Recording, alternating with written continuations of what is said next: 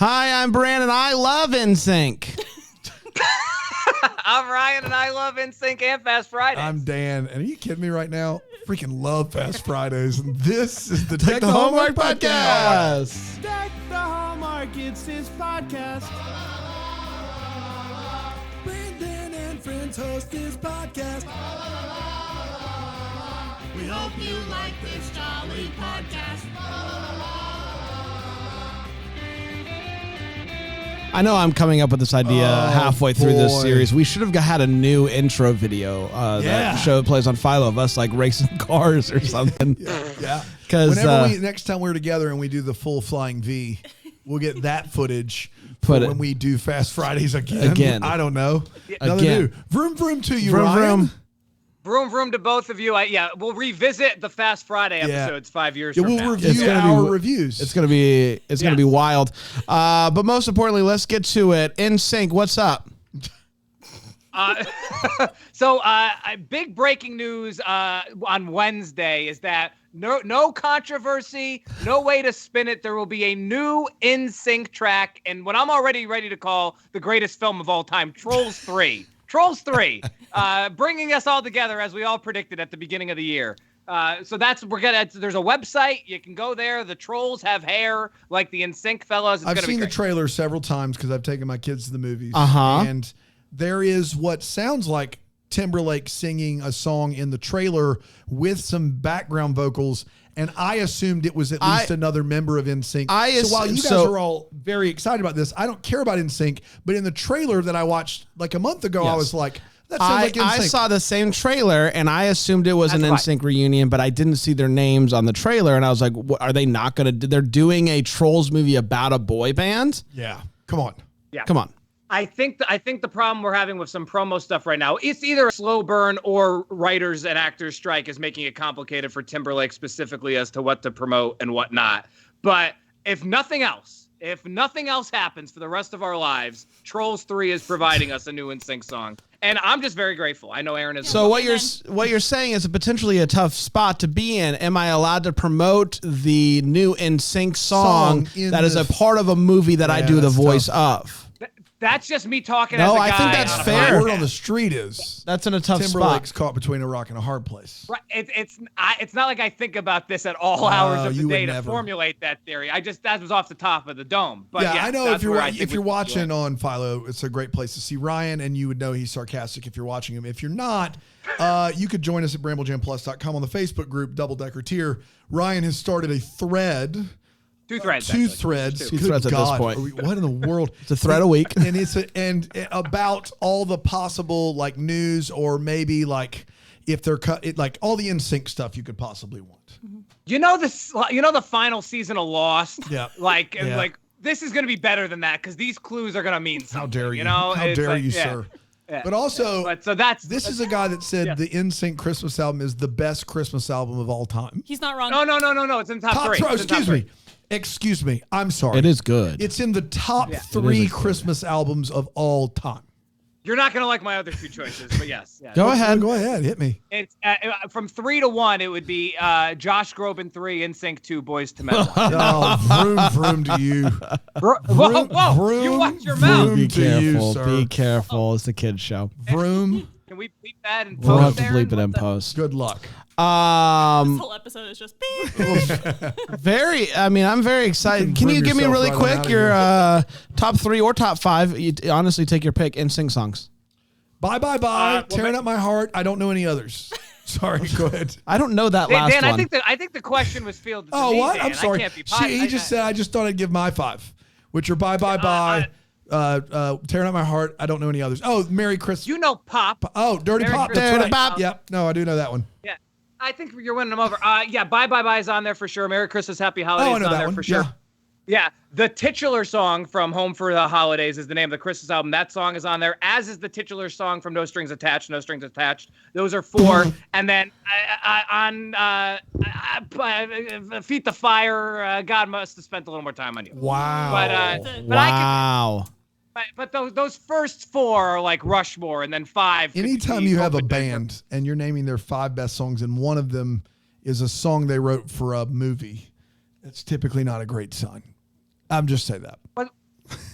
What song did they write No for the Strings film? Attached. No, that's the name of their album that came out in Oh, 2000. I thought it was the movie No Strings No. Attached. I can see how you got there. Yeah. I can see how you got there. You're- I was about to say, what in the world? You're dumb, but Yeah, I can see how you got there. Listen, Vroom vroom to you. vroom vroom to you. You'll just have to listen to our NSYNC podcast. That's right. It's fine. Yeah. I will. Not. Well, we're calling it Fatone Fridays. Fatone Fridays. It's co-hosted by Joey Fatone. He's got nothing going on.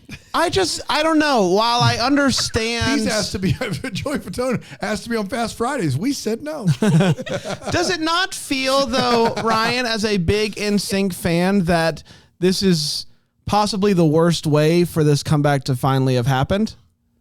I think that they're going to test the waters with Trolls 3 original song. See how the kids respond. See how it does streaming wise. And then, again, as I think I said last week, they could do, if they do half the business of Dan, serious question. Do you think NSYNC could do stadiums? Yes. Do you think they could do stadiums? NSYNC could do stadiums. Do 8 cities, 8 stadiums. You don't got to do 4 nights like T Swift is doing. But No.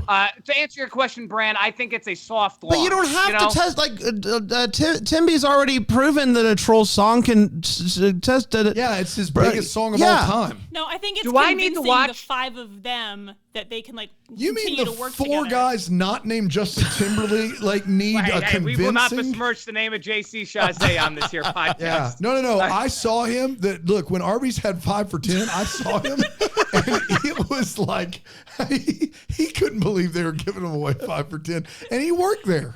His apron is special though; it's bedazzled. Even he thought there must be some strings attached. Yeah.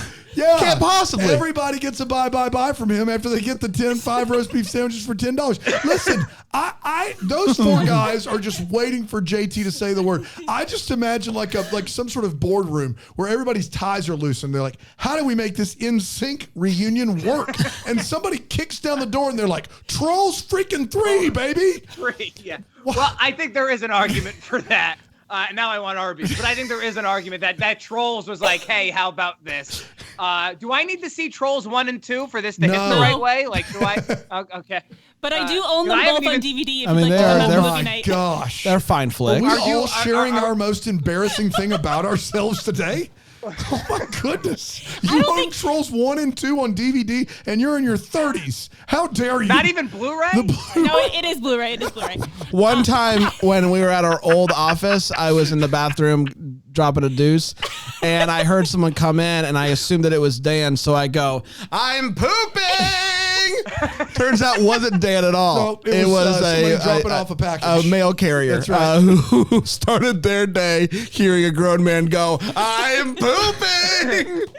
So that's probably dropping off a package. And so that's probably I'd close rather have to do that every day than own Trolls 1 and 2 on DVD. I don't even think that's like the most embarrassing thing I own on DVD. That's true. I mean, I'm looking at a couple. Yeah. Bring it on. Clueless. You can Clueless, own that. you can That's own. a great Yeah, I movie. think that's fine. It's a great movie. Good flick. Good flick. Well, all right. Let's we get to Fast 5? Fast Vroom, vroom to you? 5. No. Originally premiered on April 15th, 2021 at Sinopolis Lagoon. And then again, I don't know, you want. When Sinopolis Lagoon airs a movie, you make note. And then around Sinopolis Lagoon? Sinopolis Lagoon. The world famous. The world famous How do you spell Sinopolis. that? Sinopolis Lagoon. This isn't the real location. Guys, Wikipedia, Sinopolis Lagoon. And then it's cinna like cinnamon, like not cinnamon, like cinema, like Sinopolis. So it's like Metropolis, but very cinema, similar and we to got rid of the ma. Sinopolis Lagoon, which is what I've been saying the whole time. There's not an O in there. Sinopolis. Sinopolis. Okay, got it. Fair, whatever. Just go. You got rid of the ma. Yeah, you're probably right. Sinopolis Lagoon, April 20, but then again around the world, and you didn't have to go to the lagoon for this one. April 29th, 2011, and it went a little something like this. Remember the end of last movie, if you can go back that far to last week. The bus that they were transporting Dom on, they flip that bus. That bus goes topsy-turvy, and Dom escapes, and now they're on the lam. Brian and Mia escape together. They are now in Rio. They stay at a house of a friend named Vince. Oh, sorry, everybody. I'm pooping. Vince says that he has a job for them. Steal 3 cars off of a moving train. Just another Tuesday. You know who else is also going to be on this job? Dom. When Dom realizes that their leader, Zizi, is only interested in one of the cars, Dom has Mia get in that car and drive in the wrong direction. Then Dom and Brian escape by driving a car off a cliff into the water, but they're caught by drug lord Hernan Reyes, Zizi's boss. Zuzu's pedals. But then Dom and Brian escape from literal chains and head to the rendezvous, and I'm through with you point with Mia. They're at their secret location. They have now hopped all the way up to the most wanted list, which means that Luke Hobbs is on the case.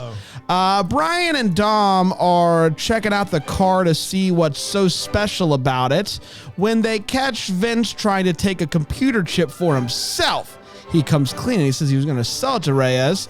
So Dom tells him to get lost and give me the chip. While looking at that chip, they discover that it contains basically all of Reyes's business information, such as delivery locations and also financial information, including where they can find $100 million. Hobbs and his team show up and chase Dom and his team through the city, and they're finally able to get away. Dom says that they should split up, but Mia says we're not splitting up because I'm preggers, and she's like, well, we can't do that because we're family, so we're going to stick together now. Dom and Brian are talking about what they're going to do, and Dom says, I got an idea. We steal all the money and then disappear forever. So they get a team together. Han from Tokyo Drift, Roman, who was Brian's friend in the second one, Ludacris from the first, Wonder Woman from the fourth. Second one as well. Okay, sorry. And the 2 dudes from the last movie that I don't know their name. They decide that they want to try to scare Reyes into moving all of his money into one central location. So to do that, they go to one of the places and say, I don't even care about the money. I'm just going to burn it and tell him I'm coming for the rest of it. That works. He moves all of the money to a vault in the police station because this seems to be a trend in these movies. The police are corrupt. So Dom and his team work to figure out how they can get into the vault that is inside of the police station. They do this various ways: remote control car, exploding poop, replica safe, Wonder Woman stealing fingerprints, all the things. Hobbs catches up with them though, but they kind of figure this out, and so they go and they surround themselves with locals, and they say, listen, we're not in America. There's nothing you can do. Also, they're all going to point guns at you. Don't touch me. So there's nothing they can do, really. To help with the heist, they get some police cars to blend in. Yeah. It's the best things. If we can't do invisible cars, we'll do police cars. Yeah. But bad news, Hobbs tracks them down, and after a big fight between Hobbs and Dom is basically like, okay, and Hobbs arrests Dom, Mia, Brian, and Vince, but while transporting them, they are ambushed by Reyes' men. A lot of people die, including Vince, but Dom and his team actually help Hobbs escape, make sure that he doesn't die. So to say thank you and to get revenge on Reyes, Hobbs says that he is going to help with the heist. Speaking of heist, it's heist time. They attach the safe to 2 vehicles. Yeah, they do. And they race it around the city, causing havoc. Just whatever. There's just buildings. Let's just destroy everything. And this safe is and so everybody starts chasing them, including the police cars. So they're helping them get away and whatnot. Reyes and his men start chasing them. They end up on a bridge. And Dom does this thing where, you know how cars can like kind of whip safes around willy-nilly? He does one of those moves. The safe then destroys the car. And as Reyes is getting out of the car, Hobbs shows up and just goes, done. I'm Hobbs. What do you want? And he's like, here's the thing. I'm going to give you a 24-hour head start. Okay? You don't get the money. Here. You leave the money. You go, you get 24-hour head start. You have yourself a day. And Dom's like, family. Got it. So they leave. Hobbs opens up the safe. The safe is empty. We then get to see how they did it, which was they pull the safe onto this thing, and then the other safe was in the front of the truck, and it gets like released, and they pull that one. It's good to have friends. Yes. It's good to have family. Yeah. That's why there's a team, a family. Vroom, vroom. And they get back to the rendezvous point, and they open it up, and there's all the money. We're going to split the money, including giving Vince's family some money because family. And we get to see where everybody's going. People are spending money on cars and women and whatnot. And Dom and Brian are hanging out, and they're just kind of like, want to race again for real this time? Roll credits, except not roll credits. Come back to Hobbs, and Hobbs is given a folder by Eva Mendes. And inside that folder, guess who's alive? Who? Letty's alive! What? Setting up the next one. Vroom, vroom to you. And that, my friends, was Fast Five. We did it. We did do it. We're going to take a quick break. We'll come back and we'll break this movie down with 4 segments here on Deck the Hallmark.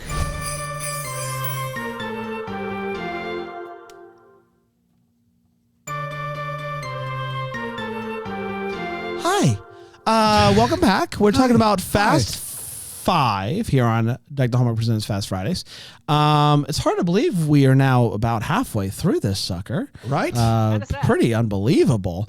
Let's start with the hot take. It is where we share exactly how we felt about this movie. We do not hold back, and I'm going to kick it over to NSYNC superfan Ryan. Ryan, what'd you think of Fast Five? Vroom, vroom, vroom. Oh, nicely done. Yeah. Vroom, vroom, vroom, vroom, vroom, vroom, vroom, vroom, right now. vroom, vroom, vroom, vroom, vroom, vroom, vroom. I know I was out of sync, ironically, on that because of the delay, but it still worked. Yeah. So I usually dive right into my review. I usually don't tell you what I think of the film up top. I like to save a hot take for the hot take. I'm going to tell you right now, this movie's a masterpiece. this movie is a freaking masterpiece. And it's that off-rip masterpiece. I was surprised how grounded it was, honestly, for the first 10 or so minutes. And then we have that train sequence that Brand mentioned, and like we were no longer grounded, and it was glorious. It was the combination of everything I wanted. I'll tell you, Paul Walker finds his sweet spot in this film. I love Dom here. The Rock has it from jump. My technical coworker, The Rock, he has it from jump. And these action set pieces, I am partial to 6, and I haven't watched it in a long time, so I'm going to be curious how I feel about next week. But what I will say about Fast Five that distinguishes it, not just from the first 4 films we've seen, but from most other action films, is that these set pieces, action-wise, are just built different. They're literally built different. They're edited supremely well here. They're unbelievably ambitious, which maybe is a bad thing by the time we get to 8, 9, and 10 because it sets such a high bar. But incredible. The Rock Vin Diesel fight was better than I remembered it, and I remembered it being freaking awesome. And yeah, by the time we get that Letty post-credit scene, I was just aghast with excitement, which I realize is an oxymoron, but that's what this movie does to you. This movie's a masterpiece. Vroom, vroom to all of you. Vroom, vroom to you as well, Ryan. Vroom, vroom to you. Yeah. Thank you. I love this movie. This is it, man. This is it, boys. This is war. What are we waiting for? We've done 1 through 4, and we're like, yeah, it's getting better. You know, they're figuring it out. From 4 to 5, the leap is astronomical in quality. Some of these sequences are insane. This is the first Fast movie I've seen that if you told me it came out a couple years ago, I would be like, okay, yeah, it looks really good. It looks so good. Yeah. And I can only imagine what it was like to watch it at the Sinopolis Lagoon with all of the Lagoon people. The Lagoon, the Lagunitas. Oh gosh, amazing! This movie is thrilling. And what's amazing about this movie is it is longer than the other ones, but the pacing is so good. Like a lot of this movie is just planning a heist. Yeah. But like it's a ton of fun. It does not feel slow. Thoroughly enjoyed it. Now I understand what all the hype's been about. An amazing flick, I must say. Dano? Yeah, I have said for the better part of a decade and a half that this is the best Fast movie, and I've not seen it in 10 years. And so considering how my memory of the other four were all wrong, I was very concerned going into this movie. But are you kidding me right now? This movie's phenomenal. If Ryan and I had watched this movie together, it would have been the best way of watching this movie, because for the last 25 minutes, I felt as though I was about 12 years old. It's perfect. The action scenes look good in 2023. And this movie was what, like right around 2010-ish? 11. Right? The action scenes look great. Only the occasional green screen, CG, digital that doesn't look good. It looks amazing. The Rock, phenomenal. I know that people love Vin Diesel. I appreciate Vin Diesel's, dedication to this franchise. The Rock makes these movies better, way better. He's a better actor than Vin Diesel. What he brings, you're not going to like this, is more important than what Vin Diesel brings. He raises the bar of this. And also, this is the first time that you care about the plot of one of these movies. Like, you care about this heist. You care that it's like they're trying to get Reyes, but Hobbs is trying to get them. And then by the time that Vin Diesel helps The Rock and they work together on the heist, the last 25 minutes of this movie are just spectacular. So good. If they never made another one, it probably would be a better series, because this movie is still at the absolute peak. I know you told me at Bramblefest, Ryan, that 6 you like better than 5. I've not seen 6 in a long time. I cannot imagine it being better than this movie. This is as good as it gets. That's good movie. It just is like, oh man, it's an adrenaline rush and it's wonderful and everybody's crushing it. And you're right, Paul Walker comes into his own here. Paul Walker's improved so much as an actor. This is a much better showcase of what he can do.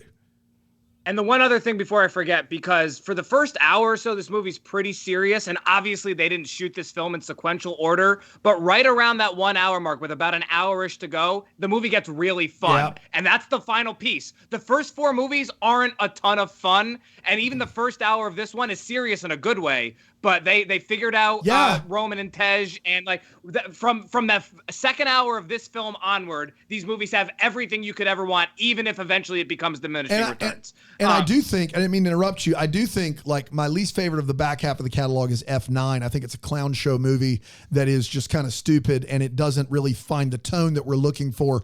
But the worst thing you can say about the back catalog is it spends its time, as you referenced, trying to top this movie. And they go bigger than Fast 5. They go bigger than 2 Mustangs carrying a safe, but they never go better, in my opinion. Like, it is just a perfect set piece. I mean, this thing is just wreaking havoc, and it's just, they're doing U-turns and these it makes no sense in the best way. But it's a perfect combo of like serious enough, but crazy enough. Just believable That's enough, right? Like, just believable. Yeah. And by 7, that doesn't exist. No, and I love 7. I thought 7 was better than 6 on my first watch. But and again, I haven't watched 6 in years, so I will be totally ready to say 5, 6, whatever after next week. But we'll get there when we get there. I'm still, everyone's been better than the previous one. So my order's 5, 4, 3, 2, 1. I still will revisit this at the end, but I will. For now, I'm 5, 3, 4, 2, 1. I'm going to keep 3 at second for right now. I'll allow that. No, I'm with Dan on this one. Reverse order. Yeah. Okay. And 3 and 4 are super close, so that's no shade to 4. No shade to 4. 6 is going to be better than at least 3, if not the other 4 that we watched that weren't Fast 5, for sure. Yeah. So My argument for 6 before we get there is that I think it was the last time that it was ever. 6 is the last time, at least from what I recall from watching it 5 or so years ago, is that it was the last time it was ever believable enough. Because once you get to 7, that's gone.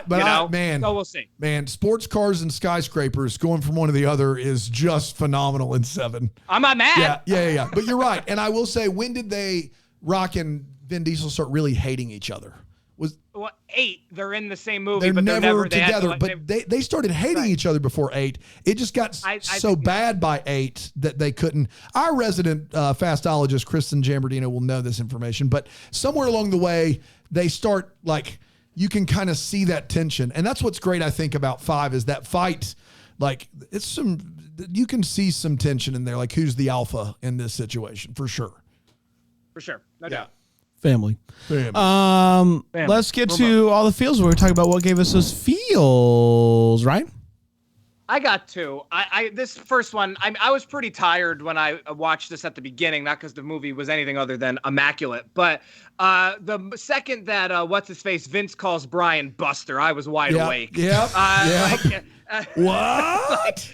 Which do we want to fact check? We got an email, Ryan, that says that several people call Brian Buster in the first Fast and Furious movie. They must, is my theory, because Vin Diesel never calls him Buster once in this. Yeah, and I, like, we said it never happened, and I asked you guys, you're like, no, I don't think it's happened. It was Thomas? And it was Thomas Newman emailed in and said that Vin and somebody else call him Buster. Yeah, Brian was called Buster by both Vince and Dom in the first movie. Vince and Dom in the first movie. So there you go. Okay. This may be the last Buster we ever get, but just off of last week with Dan calling it out, I don't care what the facts are. It made me giggle. And then to piggyback off what we just said at the hot take, I had no recollection of The Rock spitting glass, but that is one of the greatest moments in the history of cinema. Anytime The Rock spitting glass is amazing. Anytime The Rock can say the cuss word SOB, and it work in the script, like he's not adding it for the fun of it. That is peak cinema. This is peak Rock. When they get to join together and he's like, let's go get that. Like, that line is like, yeah, and he's spitting glass. I mean, come on. This is The Rock's best movie of all time. Like, it's his best movie. To that point, The Rock was already a bona fide movie star coming into this, but after The Rock's legendary run, that's in so many ways still going, really starts with this film onward. Like, this is as good as he's ever done before. This is the best movie he's ever done. I'm all in on that take. I mean, Black Adam. Okay. I mean, my feels is, it's coming, but when Hobbs opens up the safe and it's empty and it's just the best. You were like, how are they going to get the money? You didn't see it I know, but then it's the best feeling when you finally do it and you're like, yeah, and then you get the little reveal. It's just, oh boy. We were talking about Italian Job in the office while we were watching this, and I do also love the Italian Job. Anytime. I'm a big fan of reveals, like the oceans of it all, like getting to see it, how they've done it is a lot of fun. I think this movie, which never tries to be as smart as Ocean's 11, is a movie that has some plot machinations that matter and does have a reveal in it, and I think that does add to its just legacy, in my opinion. Did you not see Jungle Cruise? Asked Holly. Yeah. I did enjoy Jungle Cruise. Yeah, but not as good as Fast Five. No, it's not as good. Come on. Yeah. Any feels? Look, the lore of the family, like all of this thing where we're like, for 10 straight movies, Vin Diesel talks about family. That's not true. He's not in the second one. In the first one, he barely mentions it. And then in the third one, he's in one scene and does say family. And then in the fourth one, you get a little bit. But this is where that stuff takes root, and it plays not as a farce or as a joke. Like, every time he talks about family or talks about his dad would do this barbecue after church, and you had to go to church to get the barbecue, but everybody was allowed around the table, and that they're all sharing Coronas, and they're blah, blah, blah. This is that thing that makes the movie so smooth and so palatable, is it's not just for dumb car geeks or for action junkies or for Vin Diesel or Rock fans. It's a movie where you kind of collectively are starting to pull for the family to stick together and pull off a heist Christ, whether they're working with or against the will of the government. And so that is the glue of this movie that I think really makes it stand out. And anytime Vin talks about it, it's the only time I think in the series that it really does work for me. Because after this, it becomes almost a caricature of itself. But this is that we've hit peak, right? Like it's just ripened to perfection here in this movie. So that's it for me. Let's take a quick break. We'll come back with the Wait What and the Fast or Furious here on Deck the Hallmark presents Fast Friday.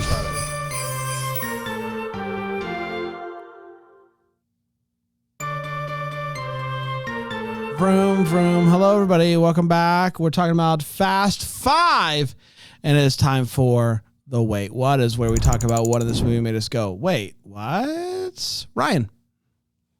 So, Brian and Mia's plan to save Dom involved possibly killing every other prisoner on a bus.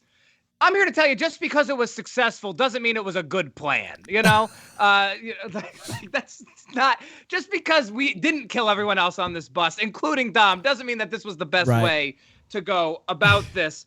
I'm very excited, starting with this film through the rest of the saga, how many more times Dom will say, quote, "One last job." That's right. Because it's at least 3 more times, if not more. So that's going to be cool. A couple more. They, to the film's credit, so this isn't a Wait What at first, but then it becomes one. They at least had enough foresight to say, all right, we realized that Ludacris really had no technical skill whatsoever. Too fast. So they had a quick line where he's like, well, Brian, you don't know what I was doing before you met me. And I was like, all right, good on the film. At least they thought about it. But then I stopped for a second. I said, he's only in his like mid-20s at oldest, the character. Like, what could he have possibly been doing as a teenager that he then resorted to becoming the guy who collects money at street races in Miami in his early 20s? So I want that. Like the old garage, he does it because he loves it. It's for the love of the game is why he does it. Yeah. He loves it. I'm as good with that as anything. 2 more. I'm not sure what law enforcement would do, even if they were out of their parameters, if a bunch of people pulled guns on them. But I don't think they would just walk away and not return to that scene at all. Like, like Rock and the crew leave. How about you come back in 20 minutes and try to like sneak attack them? They don't do any of that. No. Too easy. They're just like, all right, you win this round, Dom. And then I do have to wonder if this is where The Rock's relationship with Under Armour started, because everyone in his crew wears it. And it was just a musing that I had throughout the course of the film. Those are my Wait What's. It's tough to find Wait What's in a 10 of 10 perfect. That was the other and a masterpiece. I do have 2. One of them is the most appalling lines I think I've heard in cinema, which is spoken by Roman, who says $11 million sounds like an awful lot of vaginal activity to me. Whoa. Why are you gonna say it like that? Why are you saying it like that out loud for people to hear? For everybody listening in their minivan or child carrier vehicle, I'm sorry. I'm sorry for the conversations that have now been put into the forefront of your day. You're welcome. I'm pooping. I'm pooping. Last but not least, if vroom, you're vroom to you and your family is all I'm saying. This would just be vroom. It is a bold move to steal some police cars and then decide, how we're going to get it to where we're going to store them until we need them? Drag racing. Yeah. Bold move. Yeah. Because last I heard, you're not supposed to do that if you're a cop. Nah. So if I see 4 cop cars drag racing down the road, I'm going to be like, well, that's a little bit suspicious. It is a very interesting move when trying to steal something to draw attention to yourself, but whatever. Dan? I also had what I thought was the worst line of dialogue ever delivered in one of these movies. It's also by Roman, and this is said might be a trend. Dead seriously. This just went from Mission Impossible to Mission in frickin' Sanity. Come on, man. Come on. I know that we're in a movie where we're dragging a safe through Brazil. I know that. That line should never be spoken, ever. like unless it's in like a high school drama of some sort. The Rock's team of special forces has facial recognition software that works even when your face is completely covered by a mask. That is very impressive, that you can just see the outline of someone's face and know who they are. I would call that impossible, is what I would call that. The Rock's team does meet Vin's team down at the drag racing spot because they catch them on the software. But what's weird is that that's the second time Vin and his crew go to that spot. And the first time they did it, The Rock and his team were also watching for them. So why didn't they catch them the first time they went down there? And he won the blue car. That time I guess they just missed him. I don't know. I guess they just didn't see him, or they gave him a freebie. I don't know. But there's one big one in this movie, and one big one only. It's that no one taught any of these jokers math. They did not win $10 billion each. They won $10 million each. This guy, Roman, has bought a car, and there's only 4 of them made in the world, and he bought it from a sheik in Abu Dhabi for how much, Roman? You only have $10 million. You flew over there, got the car transported back, and that car's worth a minimum of 7 figures. You did not do that with $10 million. You did not. You would have no money left whatsoever. These guys act like they made billions. They made $10 million, and they're acting as though the limit of money they have just doesn't exist anywhere. And that's the most unrealistic thing in this movie, not the safe being pulled by 2 sports cars. That's all I got. That's why they need one more job. One more job. Because they spent it turns out that car and getting it here is 10 mil. So back to square one. Let's get to Fast or Furious. You guys know the drill by now. So I don't even really need to explain it. Ryan? This is jumping a little ahead, and so I won't say it with spoilers wide out in the open, but Gal Gadot and Han have great chemistry. They don't really explore it too much in this film, but I really like those scenes, and it just makes me furious that certain decisions will be made in the future. But also, would you agree that Han, once again, pretty useless in this movie, aside from just pining after Gal Gadot? Your thesis from a couple weeks ago, I was surprised by, but not. I wasn't thinking it was inaccurate. Haven't seen these films enough to have necessarily known one way or another. And you're absolutely right. Now Gal Gadot wasn't Gal Gadot yet, but I don't think she has enough to do in this movie. With that said, she has more to do than Han. That's right. She does more than Han does. She does by a long stretch. Like is doing that drifting scene, gets the fingerprints. Like they put her into some big scenes in this movie. Han is literally there to just say a line dryly. It's such a waste of what we all called in the third one the best character so far in the series, and he never has anything good to do ever again. You're right. Yeah. So I totally agreed, and so furious that certain things may or may not happen in the future, and then certain other things may or may not happen in the future after that future. True. So we'll see. You're right. Yeah. I am furious by a bit of information that I found on Wikipedia. About the lagoon? No, it's not Sinopolis Lagoon. It is Sinopolis Lagoon, by the way. There is an actor in this movie that, while filming this movie, was also simultaneously filming another absolute blockbuster. It's Tyrese Gibson.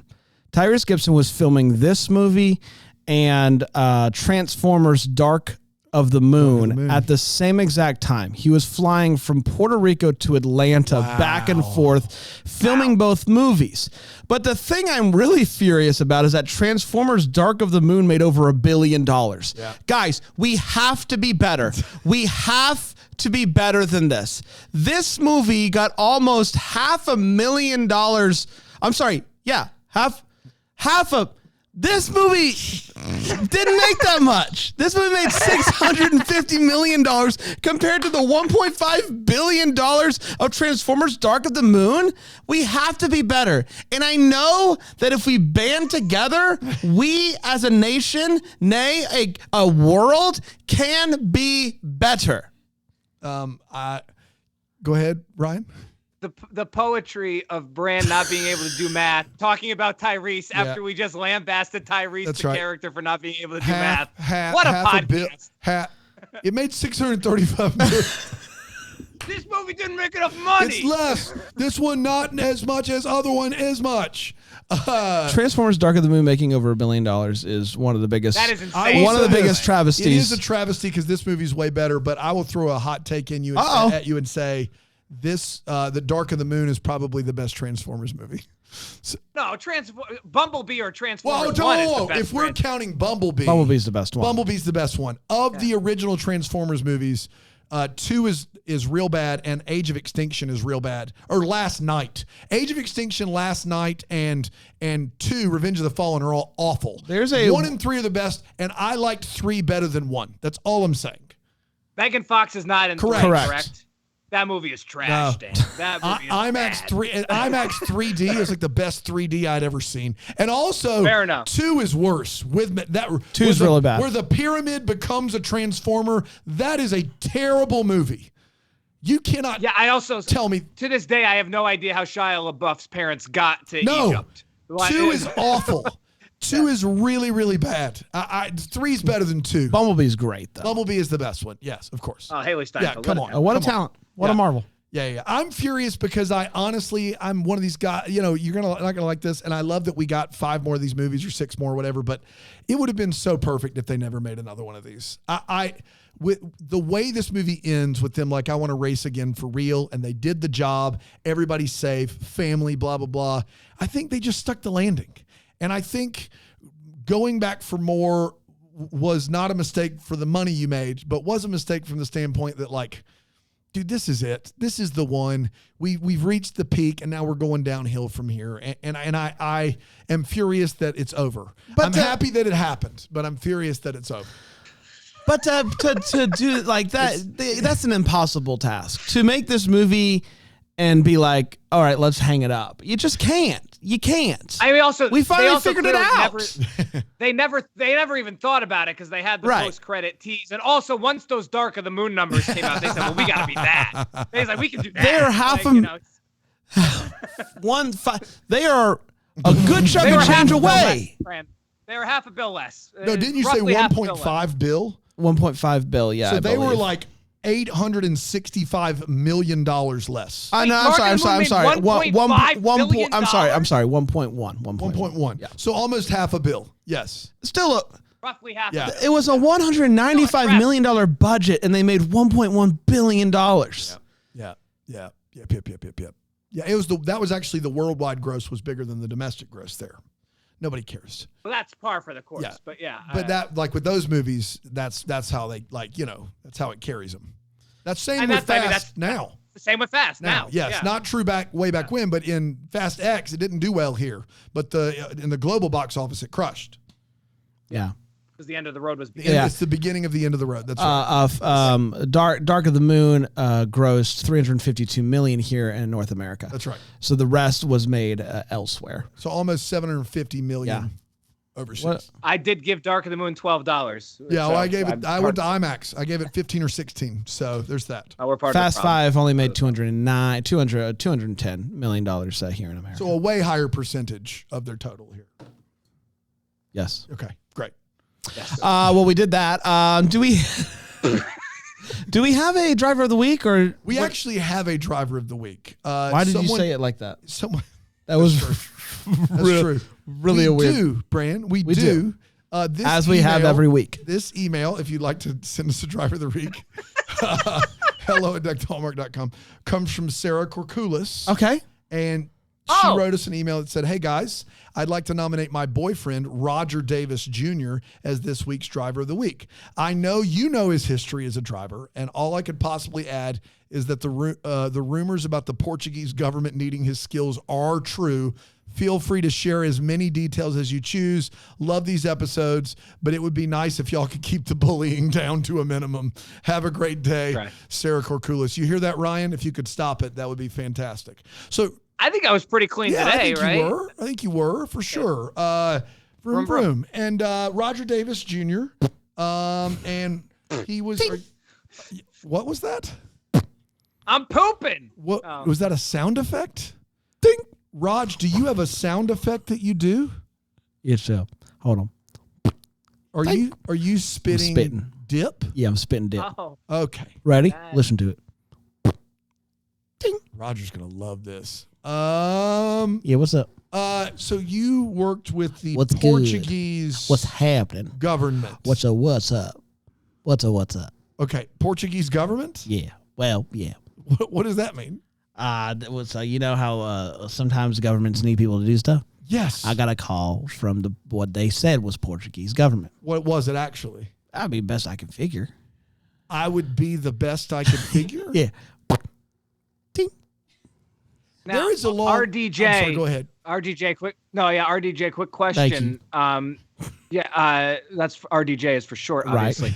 Right. How did you think, as a former person who's dealt with governmental matters, how did Fast Five depict government Horse in general, trash. in your opinion? Horse trash. Horse trash.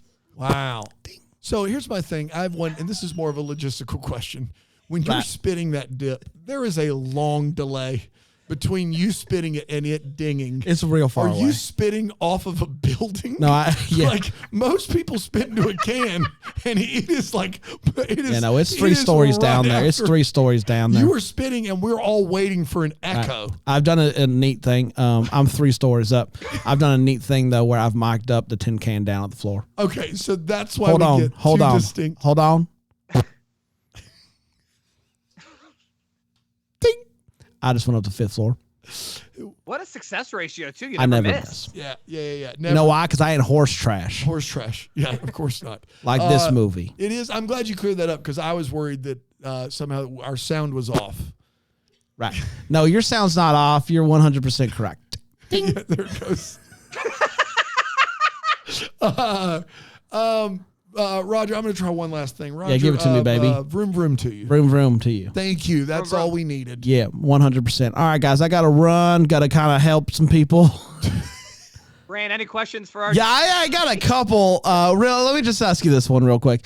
How would you kind of talk? Ding. What was that? There was a click in there somewhere. That was weird. Yeah, that was weird. It was weird. Okay, I don't got anything. All right, we're going to be back next time with another one. Until then, vroom, vroom to you. Deck the Hallmark is a Bramble Jam podcast. It's produced by Aaron Shea. For more information on Deck the Hallmark, you can go to deckthehallmark.com. For more information on the Deck the Hallmark family, you can go to bramblejamplus.com. Deck the Hallmark is presented by Philo TV. For a free trial of Philo, go to philo.tv/DTH.